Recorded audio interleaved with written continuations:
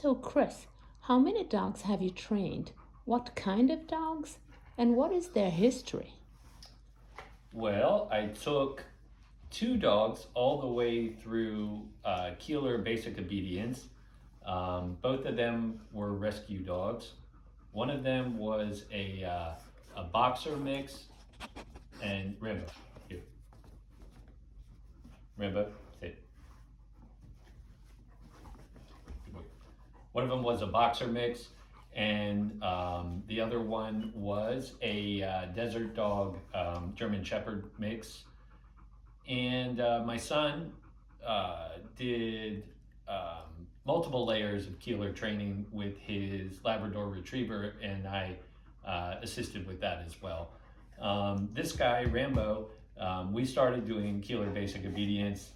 Then I got hurt in an unrelated accident, and so we haven't finished because he's a pretty strong dog. I got to be in good shape to handle him. Okay. So, what is it like to train different dogs? How do you alter what you know needs to be done so the dog succeeds with various dogs? Yeah, every dog is different, of course. The Keeler method doesn't vary in basic obedience. You use the same techniques on every dog, but just the degree to which a dog can stay on task, how much training they can do at one time, whether you want to be more encouraging, more commanding, more sort of matter of fact, the degree to which the dog enjoys training and looks forward to it, or is able to handle longer sessions and so on. You have to pay attention to the dog that you're training, and you have to train the dog that is actually there, not the dog that you wish was there sometimes. Okay, yes. So, what motivates you to keep expanding your knowledge and skill sets in dog training? Well, it's fun to learn. It's rewarding to build on a skill set, and dogs and humans, they're a good mix. So it's fun just to take on the challenge of working with different personalities, and they're all obviously very different. All right. What challenges did you face early on in learning how to train your dog? How did you overcome them? What did you learn about yourself?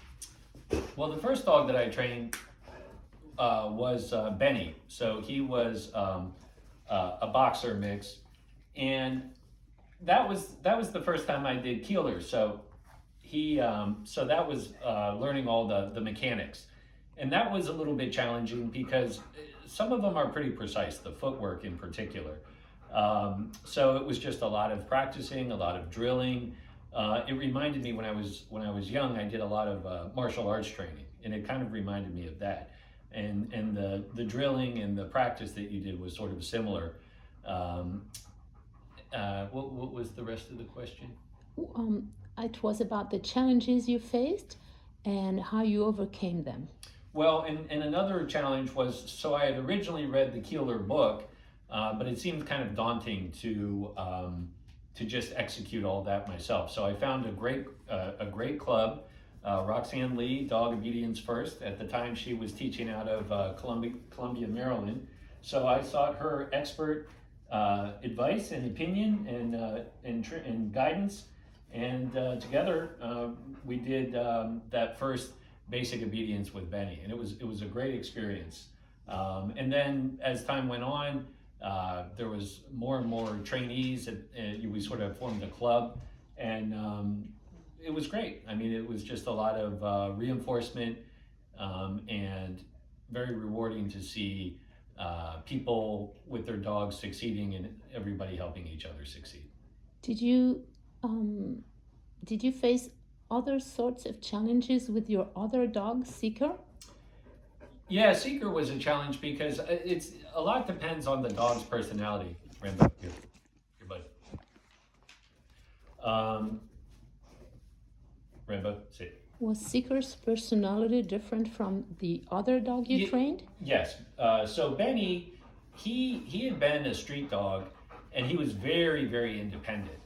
And his his attitude toward training was almost like, do you really want me to do this? Is this really required? And once you made it clear to him that, yes, Benny, this is an expectation, you are required to learn this, and we're going to be doing this together, you would have to sort of overcome thresholds with him. And then once you overcame the threshold, he was fine. And he never, I would say, he wasn't a playful trainee. He just was sort of a dutiful trainee, and he was very practical about things. So he was like, okay, if this is what's required of me to maintain, this lifestyle that I have, I'll do it. Whereas Seeker, his problem was he was very nervous, and he had a very active nervous system. And so he was extremely reactive to his environment. He was very intelligent, and he had great energy and good keenness for training, but he just had a tough time dealing with the environment. So with Seeker, there was a lot more sort of reassurance. Sometimes we would just, in the middle of the training session, kind of take a little break, let him unwind a little bit, and I would say he was a challenging dog in that regard, but he was also quite intelligent, and he learned quickly. And what did you learn about your own self? Well, my own self, I learned that I have to be patient, and I have to really pay attention.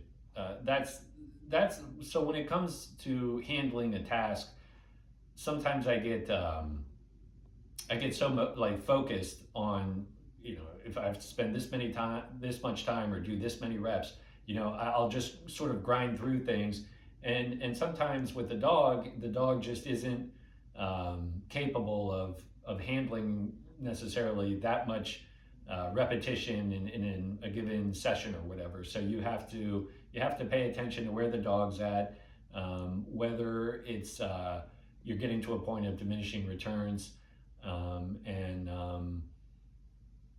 just really pay attention. So I think for me, what I learned about myself was that it's not all about me.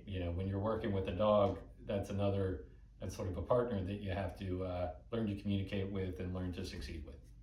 Thank you, Chris.